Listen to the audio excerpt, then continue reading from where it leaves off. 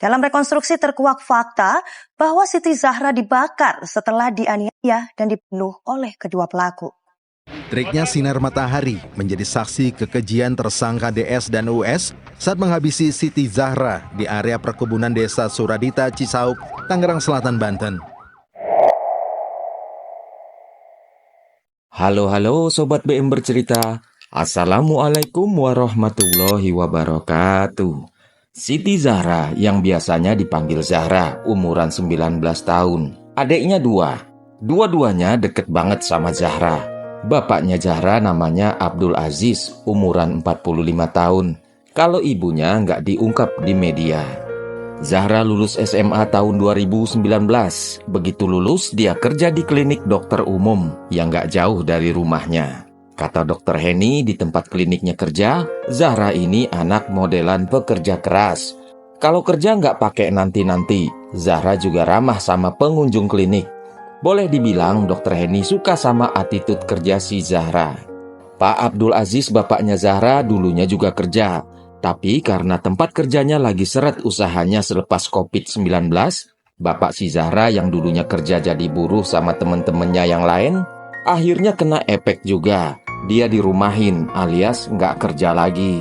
Sebagai anak yang tahu diri, tahu adat, Zahra tentu aja ikut bantu-bantu bapak emaknya soal duit. Hampir lebih dari separuh gaji Zahra dikasih buat kebutuhan keluarga. Karena Zahra nyadar bapak emaknya udah pada tua. Jadi kayaknya nggak mungkin untuk dapat kerja lagi. Apalagi kalau kerja yang berat-berat. Untuk urusan sekolah, Zahra juga masih kepengen lanjut. Sebenarnya dia suka sama dunia kesehatan, sesuai sama kerjaannya di klinik. Tapi menurut berita, akhirnya Zahra daftarin kuliahnya di Universitas Terbuka di Tangerang. Cakep, cantik, rajin, sayang keluarga, kayak ABG-ABG yang lain. Zahra juga punya pacar yang namanya Dedi Setiawan, umuran 20 tahun. Orang-orang itu udah pacaran kitaran 2 tahunan. Dedi tinggalnya gak jauh dari tempat Zahra di Cibogo, Cisauk, Tangerang, Banten. Zahra nerima sosok Dedi yang ngondek kemayu yang kerjaannya jadi perias, asal kerjaannya halal.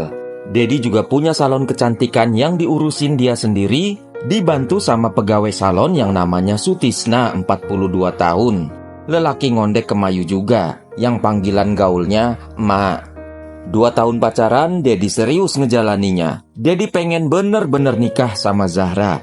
Karena ngerasa tabungannya udah cukup, di situ Dedi punya niatan buat ngelamar Zahra. Neng, kita kan udah pacaran lama. Aa juga udah nabung buat modal kita nanti kawin. Aa mau lamar Neng. Neng sih mau aja. Tapi kan Neng masih mau lanjutin sekolah. Mau lanjutin kuliah. Emangnya Aa mau? Aa ngebolehin Neng kuliah lagi nanti kalau udah nikah. Kalau Aa nggak masalah sih, Neng mau aja sih, A. Jawab Zahra. Dia mau dinikahin, asal nanti dia bisa dibolehin lanjut kuliah. Aa sih nggak keberatan, Neng, asal Nengnya mau. Aa nanti datang ke rumah ya, mau ngomongin ini sama emak bapak Neng. Singkat kata, singkat cerita, Dedi datang ke rumah Zahra. Kayak biasanya, dia disambut baik sama bapaknya Zahra. Waktu itu bapaknya Zahra, Pak Abdul Aziz, nggak tahu niatan kedatangan Dedi. Karena emang Zahra nggak kasih tahu sebelumnya. Ded, tumbenan, rapi bener, seriusan bener romannya. Nggak pakai basa-basi, Dedi langsung ngomong. Pak, kedatangan saya, sebenarnya mau ngelamar Zahra, Pak. Pak Aziz tentu aja kaget. Nggak disangka-sangka anaknya yang baru aja lulus, baru aja kerja, tahu-tahu mau dilamar orang. Saya sama Zahra kan udah pacaran 2 tahun, Pak. Udah saling kenal masing-masing. Pak Aziz yang kaget juga bingung mikir. Kok tiba-tiba banget? Nggak ada apa-apa omongan di depan hari tadi. Si Zahra, tahu-tahu kok mau ada yang ngajak kawin. Yang dia pikir selama ini, Zahra anaknya kan masih pengen seneng-seneng, masih pengen ngebantuin orang tua, masih pengen ngejajanin adik-adiknya, masih pengen lanjutin sekolah. Tapi ini kok tahu-tahu pengen dilamar orang. Dia nggak masalah kalau selama ini begaul sama Dedi, tapi diajak nikah? Nanti dulu lah, Pak Aziz ngebatin. Ini lakinya juga masih 20 tahun, ekonomi belum mapan. Lagian gayanya kayak bukan laki-laki beneran. Dari tingkahnya juga dari kerjaannya yang jadi perias. Bagaimana Pak? Apa saya boleh ngelamar Zahra? Dedi tahu-tahu nanya lagi. Aduh, bagaimana yang ngomongnya? Saya jadi nggak enak. Zahra masih 19 tahun. Kamu juga baru 20 tahun. Juga Zahra kayaknya belum siap. Dia masih mau lanjut sekolah. Juga selama ini kan Zahra yang bantuin ekonomi bapak. Bapak kan udah tua, nggak bisa kerja berat-berat lagi. Adik-adiknya juga perlu dijajanin. Pak, nanti kalau abis nikah saya bisa bantu-bantu. Dedi masih ngebujuk. Terus terang aja nih, saya nggak setuju, saya nggak mau. Pak Ajis mulai ngegas. Kalau bapak ragu-ragu, takut, saya mau tanggung jawab Pak. Saya mau bikin surat perjanjian buat ngejamin omongan saya Pak. Dedi ngeyel, yang bikin Pak Ajis tambah jengkel. Iya, kamu ngomong kayak gitu sekarang. Biasanya kalau orang udah dapet yang dia mau, pasti jadi berubah. Jujur ya, sebenarnya saya nggak suka kamu, nggak suka kerjaan kamu. Kamu ini gayanya, tahu nggak? Ini, kuping ini sebenarnya udah panas dengerin omongan orang-orang. Semua orang di sini ngomongin Zahra, ngomongin keluarga saya, ngomongin kok mau-maunya anaknya pacaran sama orang kayak kamu. Kemarin-kemarin ini kuping masih bisa nahan. Dikirain kamu cuma temenan.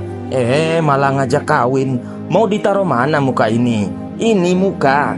Udah dibikin malu anaknya dibiarin begaul sama orang kayak gini. Enggak, saya nggak mau. Nggak sudi punya mantu kayak kamu. Beong. Tek, hati Dedi kayak disamber halilintar. Omongan Pak Ajis bener-bener bikin Dedi kaget. Pak, maaf, udah. Mulai sekarang jauh-jauh dari Zahra. Dari situ Dedi yang kaget kecewa jadi sakit hati. Bukannya dia ngaca, introspeksi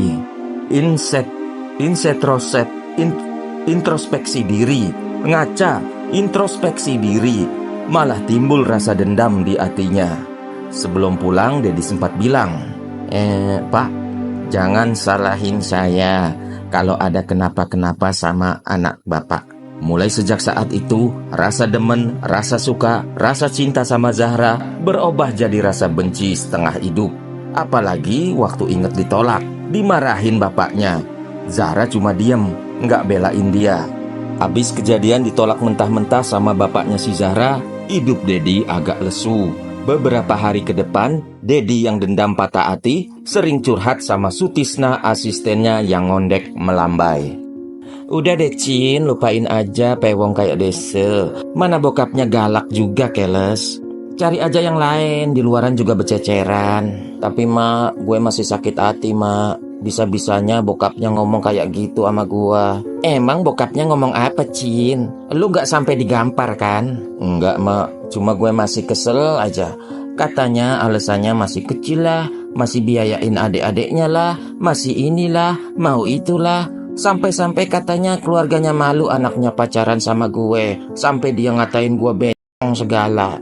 Sutisna yang dengerin cerita Dedi jadi ikutan kesel. Dia nggak terima bosnya disakitin hatinya. Iya sih, gue ngertiin perasaan lu Cin. Terus lu mau ngapain ke depannya? Si emak alias Sutisna asistennya coba tenangin hati si Dedi. Gue mau balas dendam mak. Mau bantuin gue kan mak? Di luar nurul si emak Sutisna main iyain aja kemauan si Dedi. Ya udah, ntar Eke bantuin Cin, asal lu seneng aja deh. Ya udah, ntar pikirin aja caranya bagaimana. Beberapa hari ke depan, Dedi yang punya niat jahat punya ide. Dia pengen ngabisin Zahra.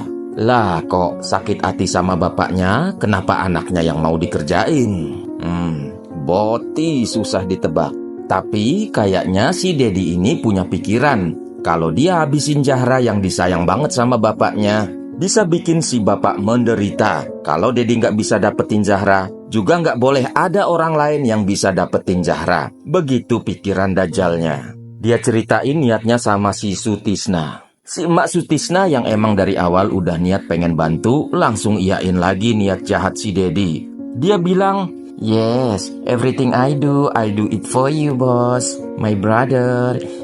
Judul lagu keles. Sambil si Boti Sutisna jambak-jambakin rambut palsu yang lagi nempel di kepala patung orang-orangan salon, sambil ngebayangin itu kepalanya si Zahra. Sutisna juga saranin supaya Dedi nonton film kriminal. Sekalian belajar supaya kalau diselidikin polisi supaya nggak bisa ketahuan. Dedi nurutin. Terus di tanggal 5 Juli 2021 dia dapat ide gila. Waktu abis nonton film, dia dapat ide buat ngebakar Zahra sampai mati supaya nanti nggak bisa dikenalin mayatnya. Orang itu berdua mulai cari-cari lahan kosong buat eksekusinya. Terus mancing Zahra supaya ketemuan sama Dedi. Tanggal 8 Juli 2021 di pagi hampir siang, nggak kayak biasanya. Zahra nggak biasanya kasih nasihat serius sama adik-adiknya. Sebelum Zahra berangkat kerja, dia bilang, "Kamu berdua baik-baik ya, jangan nakal, jangan nyusahin emak bapak, jaga diri baik-baik, belajar yang bener, jangan ngerepotin, kalau ada kerjaan, kerjain sendiri, bantu-bantu emak bapak." Adik-adiknya ngerasa heran, nggak biasa-biasanya tetehnya nasehatin seriusan kayak gitu. Ini kayak semacam pertanda, kayak kata-kata perpisahan. Abis kasih nasihat, Zahra juga nggak biasanya ngajak adik-adiknya main tiktokan. Sebelum Zahra berangkat kerja, siangnya Dedi telepon Zahra. Katanya dia mau ketemuan, mau ngomongin kelanjutan hubungan mereka berdua. Zahra yang punya perasaan nggak enak sama Dedi karena sebab omongan bapaknya, waktu itu iyain ajakan Dedi buat ketemuan. Dia minta dijemput Dedi malam-malam abis pulang kerja. Waktu malam, waktu udah dijemput pakai motor, di jalan Zahra sempet nanya dia mau dibawa kemana. Karena Dedi lagi ngebawa dia ke tempat sepi ke satu kebun singkong. Kita mau kemana? Kok kesini? Ke tempat sepi, Neng takut. Jangan lama-lama perginya, ntar emak bapak nungguin. Udahlah, diam aja, nggak usah banyak nanya. Dedi ngebentak. Mau ngapain, Udah diam aja, jangan banyak omong. Dedi kesel. Dia bentak lagi Zahra sambil mukul. Apa-apaan sih, Jangan gini caranya. Neng gak mau diginiin. Mau pulang. Nggak bisa. Kamu nggak bisa pulang selamanya. Dedi layangkan bogem pukulan ke Zahra. Dia juga cekek leher Zahra sampai Zahra ini terjatuh celentang pingsan. Tapi Dedi nggak juga lepasin cekekannya. Dia pengen mastiin sampai akhirnya Zahra nggak bangun-bangun lagi. Sutisna yang udah nunggu dari tadi sambil ngumpet di semak-semak langsung ikutan nyamperin. Dia seret Zahra pakai kain ukuran 4 meter. Dia juga injek-injek leher, juga injek-injek dada Zahra. Sampai akhirnya Zahra bener-bener meninggal dunia. Jasad Zahra terus ditimbun patahan-patahan kayu ranting. Ditimbun bambu-bambu, daun kering, peti-peti bekas, sampah daun, sampai jasad Zahra ketutup semua, nggak kelihatan lagi. Minyak tanah disiram ke gundukan kayu-kayu, daun, peti bambu yang di situ ada jasad Zahra. Selembar kain yang udah dicelupin minyak tanah disundut korek api, terus dilempar ke arah gundukan timbunan. Terus blar, api langsung kobar-kobar di gundukan yang ada badan Zahra di dalamnya. Dedi sama Sutisna pergi dari kebun singkong tempat lokasi pembakaran. Waktu dua orang itu selesai mastiin badan Zahra semuanya sudah kebakar semua. Sungguh boti-boti jahat, biadab, nggak punya keprimanusiaan. Di rumah Zahra orang tuanya nungguin cemas. Udah lewat tengah malam, Zahra belum balik juga. Padahal klinik tempat dia kerja cuma 5 menit jalan kaki dari rumah. Sampai Pak Ajis datengin klinik. Tapi dokter Heni bilang Zahra udah pulang waktu habis jam kerja klinik. Pak Ajis ngerasa sangat takut. Takut ada kenapa-kenapa sama anaknya. Karena Zahra sama sekali nggak ngasih kabar berita. Malam itu lepas dini hari, bapaknya si Zahra baru sampai rumah. Semalaman dia cari Zahra ke rumah temen-temennya. Didatengin satu-satu cari-cari Zahra. Di sosial media dia juga udah sebar informasi supaya Zahra pulang. Termasuk ada niatan mau lapor polisi. Tapi karena belum 24 jam dan pasti laporannya nggak bisa diproses, dia rencanain laporan polisinya itu besoknya aja. Sampai di rumah dini hari itu, dia duduk ngadep ke pintu rumah yang masih kebuka lebar. Pak, pintunya ditutup ya. Nyamuknya pada masuk.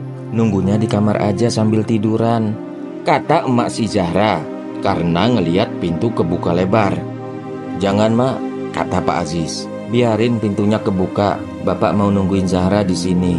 Biar kalau Zahra pulang dia nggak usah ketok-ketok pintu lagi. Kasian, dia pasti udah capek di tempat kerja, kata Pak Aziz sambil terus-terusan mata kosongnya ngeliatin ke pintu. Sampai besoknya tetap aja Zahra yang ditunggu-tunggu nggak pulang-pulang ke rumah. Di tanggal 9 Juli 2021 jam 6 pagi, ada Pak Muslim yang baru aja sampai ke kebun singkong punyanya. Dia ngeliat, ada bekas bakar-bakaran. Orang nyolong singkong lagi nih. Sambil bersih-bersih kebun, dia deketin tumpukan yang masih ngeluarin asap. Waktu Pak Muslim korek-korek tumpukan itu pakai batang kayu, tadinya perasaan yang jengkel agak-agak marah, justru malah jadi ketakutan. Pak Muslim yang umuran 58 tahun itu ngeliat ada orang yang udah kebakar di dalamnya. Dia lari ke birit-birit sambil teriak-teriak. Sampai di rumah istrinya Dahyana terkaget-kaget ngeliat tingkah suaminya. "Pak, kok pulang lagi?" tanya istrinya. Jangan ke sana, jangan ke kebun dulu." Pak Muslim gak jawab, malah teriak-teriak masih gemeter ketakutan. Pak, kenapa Pak? Ada apa Pak? Ada mayat. Abis Pak Muslim hilang gemeter sama ketakutannya, gak lama dia sama istrinya pergi ke rumah Pak RT. Lanjut, Pak RT sama warga langsung ke kebun. Di sana mereka ngeliat mayat kebakar yang kondisinya bikin ngeri. Warga desa Suradita, Kecamatan Cisauk, Tangerang geger. Polisi yang dilaporin langsung ke TKP. Jasad itu juga langsung dibawa ke Rumah Sakit Polri Kramat Jati, Jakarta Timur. Di hari itu juga keluarga Zahra yang masih cari-cari Zahra ngedenger penemuan mayat kebakar yang gak jauh dari rumahnya. Pak Aji sama istri takut juga gelisah. Mereka punya firasat jelek. Ngeduga-duga, jangan-jangan Pak Aziz datengin ke kantor polisi. Laporan kalau anaknya Zahra nggak pulang-pulang dari kemarin. Pak Aziz terangin ciri-ciri Zahra ke polisi. Awalnya polisi kesulitan banget ngenalin ciri-ciri korban karena kondisi luka bakarnya yang kelewat parah. Tapi waktu pemeriksaan forensik selesai, hasilnya memang itu adalah Zahra. Keluarga langsung syok. Orang tuanya teriak, nangis-nangis sejadi-jadinya. Bayangin Zahra yang udah disiksa sangat biadab sampai dia meninggal. Polisi nyelidikin siapa pelaku kasus ini. Polisi tanya-tanya beberapa orang yang jadi saksi. Sampai akhirnya ada satu bukti yang ditemuin sama polisi yang mengarah ke Dedi, mantan pacar Zahra. Dedi emang sempet ngancem Pak Aziz waktu lamarannya ditolak. Dedi Setiawan diamanin di kantor polisi. Waktu Dedi ngejawab pertanyaan-pertanyaan, jawaban sama gerak-gerik, tingkahnya malah bikin polisi makin curiga.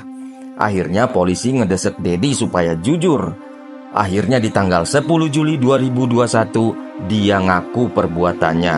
Dia juga bilang aksi kelakuan biadabnya dikerjain gak sendirian. Polisi akhirnya ngeringkus Sutisna juga, yang namanya udah disebut-sebut sama Dedi. Atas perbuatan biadab kejinya, orang-orang ini akhirnya dapat hukuman penjara seumur hidup. Kasihan Zahra, kasihan Pak Aziz keluarga. Tulang punggung keluarga sudah pergi pakai cara yang bener-bener bikin ngenes. Terima kasih udah nyimak video ini. Untuk yang belum subrek, silakan ditekan tombol subrek dan like-nya dulu. Wassalamualaikum warahmatullahi wabarakatuh. Have a nice day and bye-bye.